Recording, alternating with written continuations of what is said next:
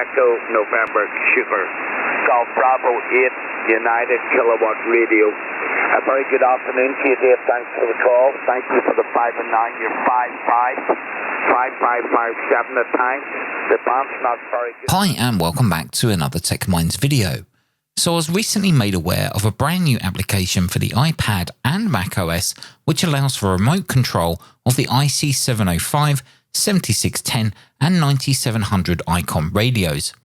Now personally, I don't normally bother with remote radio applications. However, SDR Control is something different which I believe every IC-705 user should have. So why am I excited for this software? Well, for a start, it runs on an iPad and macOS. In this video though, I'll be showing and talking about the iPad version working with the IC-705 only. However, it's still relevant information if you're using the Mac version or the 7610 or 9700 radios. So the Icom 705 has built-in Wi-Fi, which SDR Control uses for complete control. The IC-705's Wi-Fi can either be connected to your home Wi-Fi router or you can configure a standalone access point. Now this is where it gets interesting, because with just your 705 in access point mode and your iPad, you'll have a full remote control software along with digital modes and a built-in logbook, all working over a direct Wi-Fi connection. So no messy cables and no audio routing to configure. Of course, if your iPad has internet capabilities as well, then you will benefit from features such as the DX cluster, PSK reporter, QRZ lookup, and real-time mapping, and a whole load of other features. Now, the developer of SDR Control, Marcus, has created a very detailed and easy to follow user manual, which you can find on his website.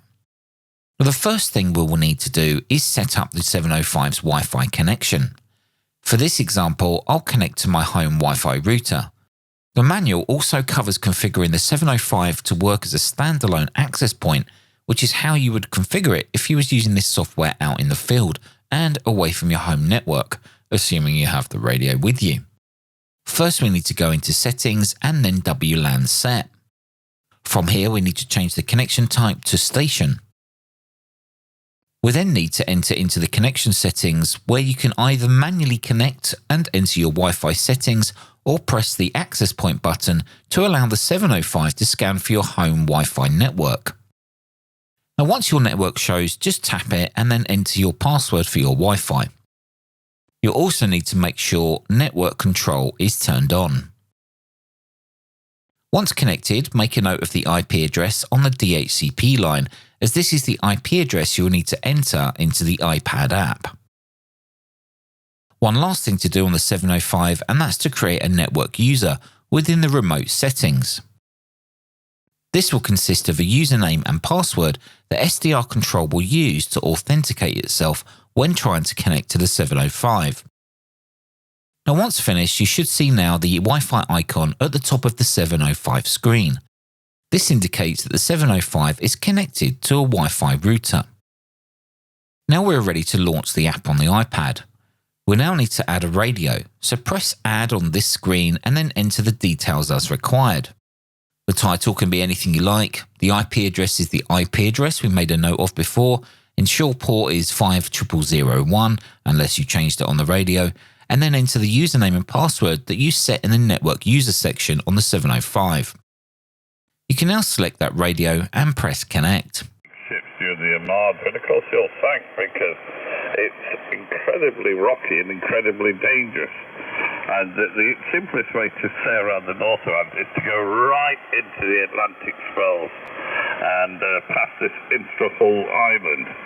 And once you go past that, the sea is nice and clear. Now, navigating through SDR Control is fairly intuitive, with most things being a swipe or a push button. To tune the VFO, you simply swipe left and right.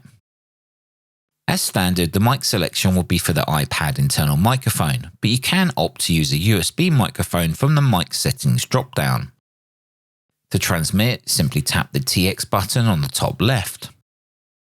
The RF power, mic levels and SWR all show real-time data, as if you're looking at the front of the radio. Now, filter settings can also be easily adjusted from the dedicated filter button. You can select filters 1 to 3 or add your own custom setting. Noise blanker and noise reduction buttons are also easily accessible and really effective. Other features like squelch control, band change and preamp are also a tap away. Simply tap the button and make the changes required. Now you will notice on the right hand side of the screen a second set of function buttons. These are for VFO-B.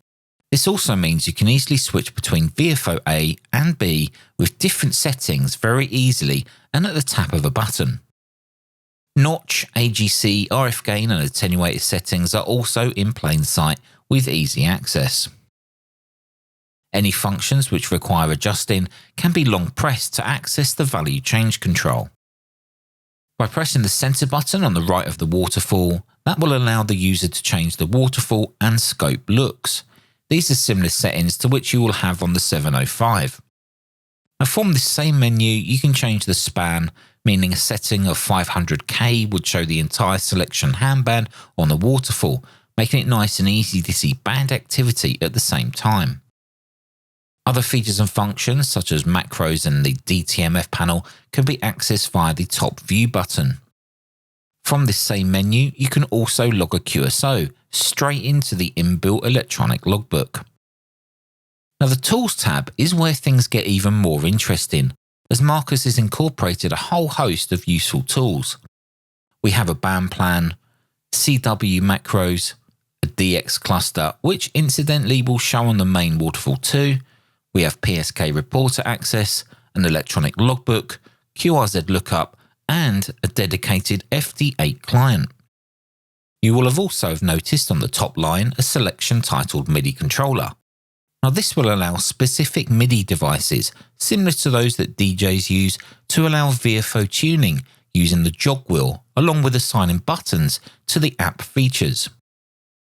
The logbook also has a map view, so you can physically see on a world map where your contacts are located. Logbook entries can also be exported in the ADIF format either by email or to your iCloud drive. What's also interesting here is that you can also import an ADIF file straight into the built-in logbook. So let's move on to the FD8 tool that we see built into SDR Control. Now I must admit, I'm not a big FD8 fan. However, having the iPad sat next to me running FD8 while I sit and watch paint dry, I actually got a little excited about the contacts being made and just how easy it was. The FD8 tool only requires your call sign and locator added into the settings. Other than that, there are no more settings to make. No more audio routing issues, external cables, just everything working on the iPad. What's also nice is that you can just tap the auto button and then CQ, and the app will literally run automatically. Whether you're a fan of FD8 or not, I can see anyone getting enjoyment from this, especially have your 705 out portable with the iPad connected in direct access point mode. No need for a computer or any cables, as it's all done over Wi-Fi. Now changing bands is also very easy at the tap of a button. Each QSO can be automatically logged into the inbuilt logbook, or you can choose to only log the ones that you're excited about. FT4 appears to also be supported, but I did not try that in my testing.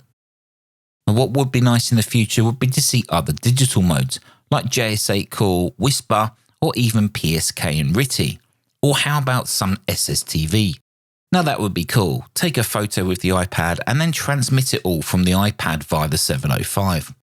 Now I believe Marcus is working constantly on this project, so who knows, we might see some of that in a future release. Now, as mentioned before, SDR Control is also available on the Mac as a dedicated Mac application. I believe the Mac version does have some extra digital modes already included.